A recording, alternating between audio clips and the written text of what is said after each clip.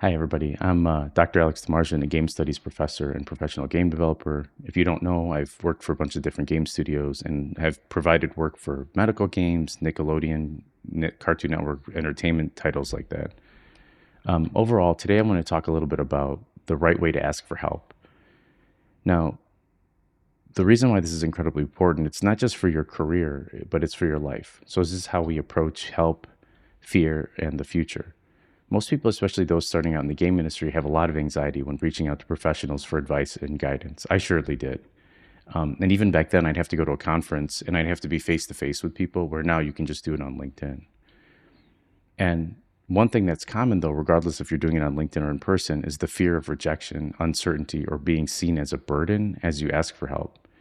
But I kind of want to offer a different way to think about this. And it's rooted in love, generosity, and actually a little bit of faith. So, what is the right way to ask for help, in my opinion? When you ask for help in your career, don't just approach with an open hand, approach with an open heart, right? So, what does this mean? Well, there's a philosophy that I heard from another professor, and I'm hopefully not misquoting this, but it's called Design by Love. And what this teaches us is that when we seek help, we should do it with the mindset of giving back. Instead of just thinking, what can this person do for me? Ask yourself, how can I contribute to this relationship? For example, if you want a mentorship from a game developer, don't just ask, can you help me? Instead, show enthusiasm for their work, support their projects, or even offer something of value. Whether it's sharing their work, promoting their game that they're working on, or offering insights into your own experiences. The best relationships in the industry and really in life are built on mutual respect and reciprocity. If you make people feel that they want to help you, they're if you do this, it's going to make people want to help you because you've developed a friendship, a connection, and you've actually shown interest in their company. A lot of times I have students who come to me and they're just like, oh, I'd love to work at your studio. And I'm like, why? And they don't know any of our products or anything like this. And it's not necessarily a negative thing. I understand that they have a passion for games or a passion for wanting to work in the industry. But the underlying thing is like, why do you want to work at this company? You might get a job there and be absolutely miserable. But if you work at a different game studio, you'd be absolutely happy. So again, you want to invest yourself in producing work that's similar to that studio. And when you find a mentor, you want to find a mentor who has the integrity and the type of work that you want to do that's really going to help you grow more than just help you get a job. Now, there's a saying, a biblical saying, and it says, there is no fear in love, but perfect love casts out fear because fear involves torment. Now, this is from John 4:18. The reason I bring up fear is because we're always living in this state of fear because of the unknown, right? And and often fear often comes from approaching situations with selfishness, uncertainty, or doubt, right? But when you approach with love, generosity, and intention to give, fear disappears. And I want to punctuate this point because if you're trying to do your best to do something right, yes, sometimes it can blow up in your face if you're not, again, approaching it with enough education or forefront to know the person you're talking to, right? So there's a saying, I don't know how rooted this is in philosophy, but it's that really that how fear and anxiety are major obstacles in our lives. So they say that fear is the lack of love, or really the fear is the lack of love from the past, right? So like you've had all these negative experiences or a lot of pain, and your fear really carries you forward because of that. So when we've been rejected, failed, or hurt, we carry that pain forward. Anxiety is fear of the unknown future. Now, I could believe these statements because, again, if you haven't done enough research, you're going to have anxiety about a situation, right? And I'm not talking about clinical anxiety, I'm talking about just natural anxiety. And again, it's the worry of what might happen, the hesitation of taking action because we don't know what's coming next. But if you can find comfort in any kind of biblical sayings or the Bible, I like this verse from Matthew 6:26, which says, look at the birds of the air, for they neither sow nor reap nor gather into barns, yet your heavenly Father feeds them. Are you not of more value than they? Now, how does this relate to just asking for help or finding a mentor? You go on LinkedIn, there's thousands of people who are probably doing what you want to do. So it's okay to reach out to people from different studios, especially studios that of work that like a game that you're currently playing, and saying, I love your game. I love your work. Did you do this? How did you do it? And then you develop a relationship based on understanding. So this verse tells us also that God provides.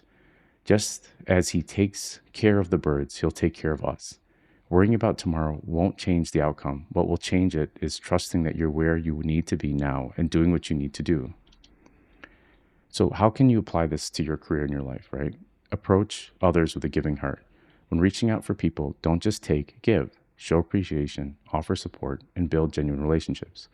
The more you give, the more people will want to help you in return. Don't let fear control you. Fear from past failures should not stop you from moving forward. Anxiety about the future is completely pointless. If you do your best, tomorrow will take care of itself. Now, trust that you're being provided for. You're not alone. The same God who provides for the birds and the animals is watching over you. If you're not a religious person, just think about if you're surrounded by love and that you've been provided for in the past, you'll find more love, again, if you seek with integrity. And with that, you want to keep working, keep believing, and opportunities will come your way that you've never expected. A quick story about my own life. I was rejected from several schools when I wanted to be a Chicago public school teacher. I went back to the school that I got my undergrad in, and it was the last day to apply.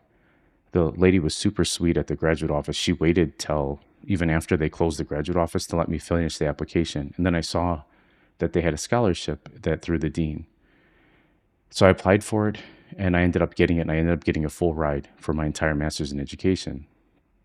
Why is this important? Well, those 3 rejections I saw as a failure, but somebody who truly loved me, which was my mom, she said, you had a really great job. You had a really great time with your undergrad at this institution.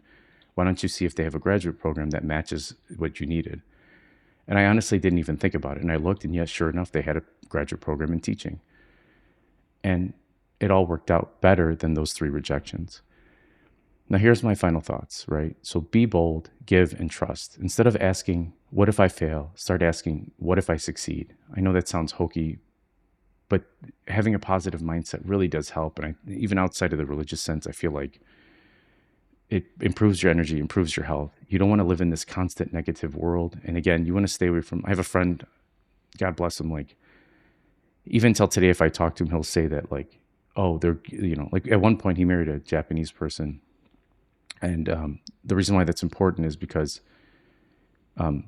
he was saying that jobs in America are not real in games, but they're more likely to hire somebody in Japan who, is a foreigner because they value foreign education. And I hope that's true. And I hope that was true for him. And I don't remember really, to be honest with you, if he ended up moving there or not.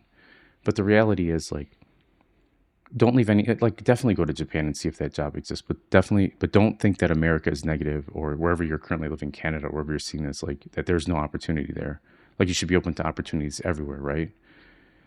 So instead of thinking, what can I take? Start thinking, what can I give, right? And if you don't have anything to give, develop those skills. And through the development of those skills, you'll be able to offer a lot that's probably going to be the skills you'll need to get the job. And I'm almost done here. Instead of worrying what will happen to me, remind yourself that God is already taking care of me. And again, if you're not a religious person, just look at your life now and see how you've been taken care of already by those who love you, and provide them with even more love and more thanks and more gratitude for what they've done for you. Because the sad part about it for many people is once they're born, they might be provided a lot less than you've gotten, right? So again, if you follow these, I hope that it provides an incredible future ahead of you. And you got to push past the fear, embrace generosity, and trust that you're exactly where you need to be. And again, this is a reminder even for myself every single day. Thanks for watching this video. Thanks for taking my class. And I hope to see some amazing stuff. Please keep creating.